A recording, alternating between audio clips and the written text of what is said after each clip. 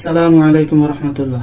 ভিডিওটি ভালোভাবে লক্ষ্য করুন। কিছুদিন যাবৎ সোশ্যাল মিডিয়ায় এই ভিডিওটি সম্পর্কে বহুত আলোচনা সমালোচনা হইতেছে যে একজন কাবার ইমাম হয়ে তিনি কিভাবে দাঁড়িয়ে পানি পান করেন।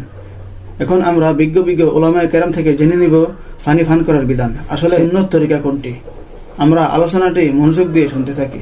এটা আছে সহিহ বুখারীতে খণ্ড নম্বর 7 বুক অফ ড্রিঙ্কস হাদিস নাম্বার 5615 বলা হয়েছে, হযরত আলী রাদিয়াল্লাহু আনহু তিনি একটা মসজিদের সামনে দিয়ে হাঁটছিলেন, তখন দাঁড়িয়ে পানি পান করলেন। আর তিনি বললেন, আমি জানি অনেকে ভাবে এটাকে উৎসাহ দেওয়া হয়নি, এটা মাকরু যখন কেউ দাঁড়িয়ে কোনো কিছু পান করে। তবে আমি দেখেছি আমাদের নবী দাঁড়িয়ে পান করেছেন, এখন আমি যেভাবে পান করছি। যেহেতু নবী মাঝে মধ্যে দাঁড়িয়ে কিছু পান করেছেন, তাই দাঁড়িয়ে পান করার অনুমতি আছে, তবে সেটা হবে মাকরু।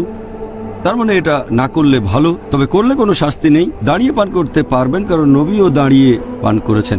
হয়তো পরিস্থিতির কারণে নবী দাঁড়িয়ে পান করছেন,